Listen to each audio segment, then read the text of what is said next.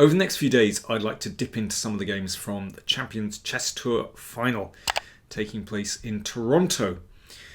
And this is a semi-final game between Wesley So and Noribek Abdusattorov. Now, I'm recording this before the final showdown between Magnus Carlsen and Wesley So. It's going to be very interesting, so do bear that in mind with my comments. Anyway, I thought this game was really interesting. Wesley So, 30 years old, against Noribek Abdusattorov, 19 years old, so a real clash of the generations here. I always feel with Wesley, he's never quite fulfilled his potential. He obviously has such incredible talent. But let's see. Anyway, B3 plays B3 against Abdusattorov, and this is often used by the big players, Carlsen, Nakamura, Wesley So here, as a way of just opening the game without getting into loads of theory. And it turns out to be a very canny choice against Abdusattorov.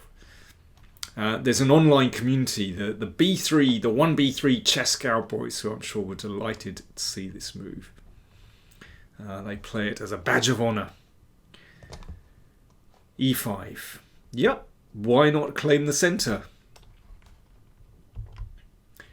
And knight c6 defends the pawn. E3, all very normal so far. Knight f6. Bishop b5. Well, this is a standard position. Now, you can see that white is attacking the center from the side. So black has to decide what to do about that pawn. And there are various things you can do. d6 is a bit pedestrian. Queen e7 is interesting, actually. You can also push with e4, but Abdusattorov goes for bishop d6, which is certainly one of the most popular moves. It looks strange to block the d pawn. However, if white is going to exchange here at some point, because, what's the function of the bishop? Then that will free the bishop here. But for the moment, Wesley plays knight a3, which looks to play the knight c4, which just puts additional pressure here. And Abdusattorov, obviously a little bit unsettled by the opening. He was spending more time, which certainly justifies Wesley's opening choice. He played knight a5 here, which is one of the main moves. I think e4 is more straightforward here. So that if the knight attacks the bishop, he can just come back. Obviously this pawn is safe. And then, white is going to have to exchange here. Otherwise the bishop has no point, which will free the bishop here. I mean that's quite a plausible way to play for both sides. In any case, Abdusattorov plays knight a5. I have to say, it doesn't appeal to me that much, this move. I know it's sort of justified in that it's covering the c4 square, so that knight can be exchanged off. But now instead of one weird knight on a3, we've got two weird knights at the side of the board. So I feel it kind of justifies white's opening experiment. So the bishop has no point on b5, so it retreats to e2. a6, so white is now threatening knight b5, so a6. Again, maybe this move is necessary or desirable, but it feels like black is wasting time. And c4 just feels to me that white is straightening out the position here and is starting to play kind of orthodox moves. But black has wasted time with a6, has got a knight on the edge of the board which isn't doing anything, and the bishop looks a bit weird on d6. So I think basically white can be reasonably happy with the outcome of the opening. And there we go, the knight comes back into play, more or less. And this knight returns to c6. Wesley So had this position against Magnus Carlsen in an online game, and Carlsen played rook e8 and then c5. So claims a bit more centre, but after g4, well, they had a pretty weird position on the board. Very, very interesting, actually, looking to play g5 and claim some control here. Anyway, knight c6 played by Abdusattorov. d4. And I think, Wesley could be reasonably happy with the outcome of the opening. I think rook e8 is best, holding that pawn on e5. But Abdusattorov took on d4. And that looks nice for white. He played knight b4, looking to exchange pieces. Now, an exchange will certainly free black's position. The king would have to move, and then d5, and that looks very attractive. Or anyway, straightens black's pieces out. So Wesley played knight e3. That leaves the knight looking a little stranded. The knight on e3 is beautifully placed in the middle of the board, and that's quite a journey.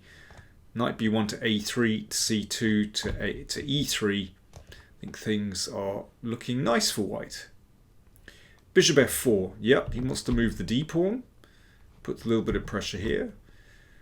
a3 pushes the knight back, and now d5.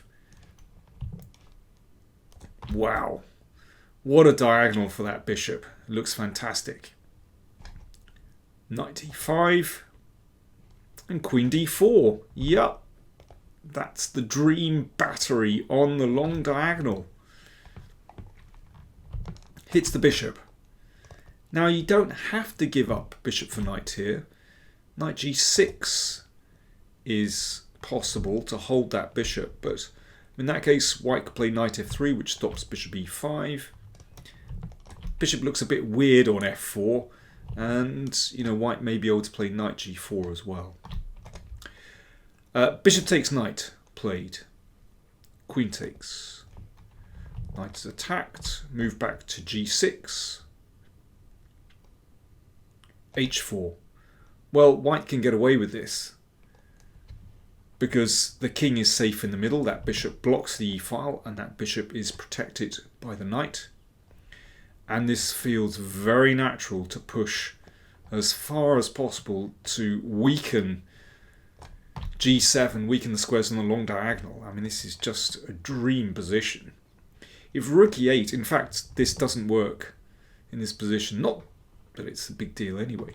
But here, there's a particular tactic.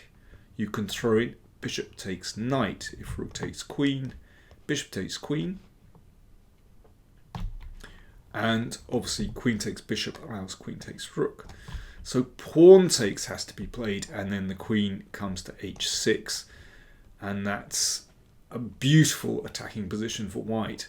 Watch out for this. Queen e7, rook h3. The rook comes into the game very effectively. We've seen this in quite a few games recently. Well, we saw, for example, after Niemann played a4, a5, and then swung the rook across the board there. That was very effective. And this one, I mean, it's a very unusual position, but the rook is going to be beautifully placed on g3, followed by h5, or possibly coming to e3 as well. Tremendous position for white. Therefore, d6 was played. h5, pushing the knight. And h6, weakening the king side. Now, obviously, black doesn't want to open the h-file, so g6. But wow, look at that. As if things couldn't get any worse on that long diagonal. What a brilliant position for white. So beautiful battery. And white has a basic strategy here of getting rid of those knights and checkmating on g7 or h8. Now, if you wanted an advert for 1b3 as an opening move, I think this position would be a very good poster for it. Rook e8. Black is obviously struggling. Castle's queenside. Okay, let's just get the king out. And yeah, there's enough protection on the queen side, although, these pawns have expanded.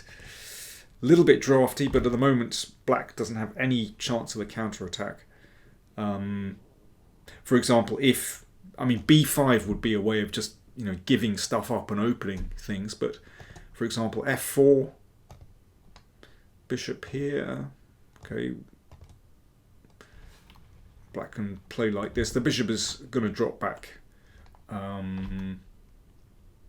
White would like to play g4, g5, maybe also knight f3 to g4 is another way of just getting rid of this knight on f6. So it's a beautiful position.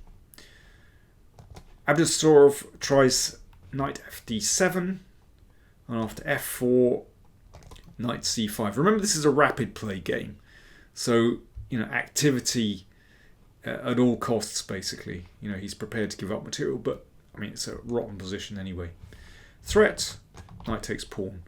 So king b1, knight takes queen c3. So because both knights are attacked, white is winning a piece. Knight goes back to c5, pawn takes knight. Knight a4, queen drops back, pawn takes pawn. So let's just take stock. White has an extra piece, an extra bishop, and black has, let me see, how many pawns for it?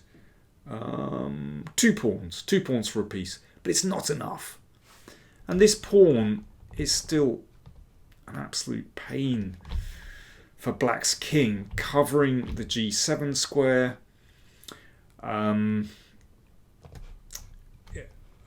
These pawns also, give white some space. It's really a matter of time before white breaks through. Knight f3. First, some sound development. I suppose that if black is going to put up, as much resistance as possible, you should play f6. But in the long term, white is going to win that. Abdusattorov just wants to play actively and hope that Wesley panics. But bishop takes. Rook b8 check. In fact, the king is quite safe in the corner. There are enough pieces here around the king.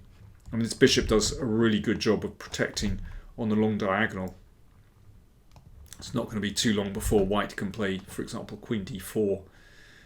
And then there's going to be checkmate on g7. So that's why Abdusattorov invests more material, get rid of that powerful defensive piece. So Wesley is now a rook up. Queen d6 threatens the knight, threatens the pawn. Don't panic.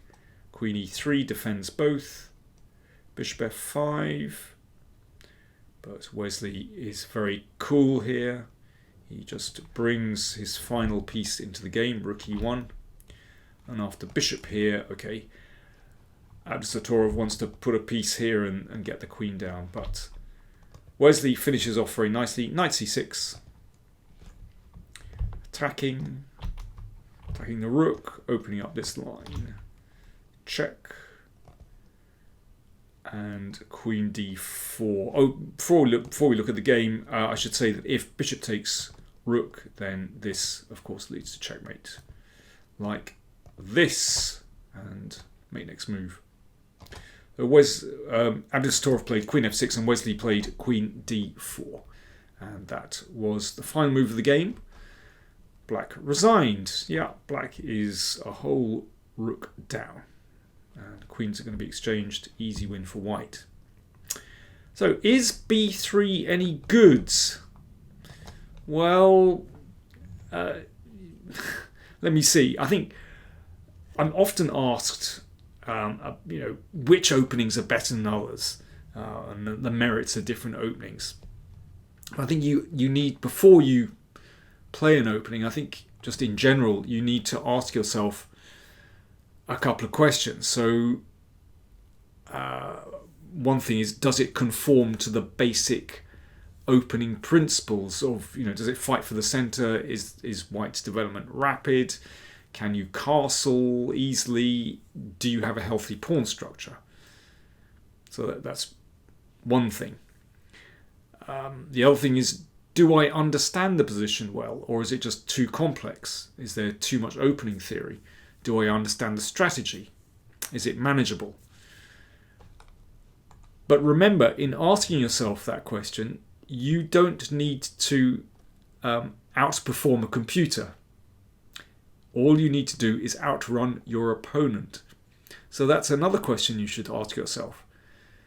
Do you understand the position better than your opponent? Do you have an edge, basically, over your opponent? So if you feel positive about all those questions, then go for it. By the same criteria, if you feel the King's Gambit is going to give you an edge in the opening, go for it. Is it sound? Not entirely. Or perhaps you simply prefer to play the Gioco Piano with white, or the Spanish, or the Open Sicilian with white. But ask yourself those questions. Do I understand the opening well, and do I have an edge over my opponent? Anyway, great game by Wesley, and he managed to get through to the final. Thanks for watching.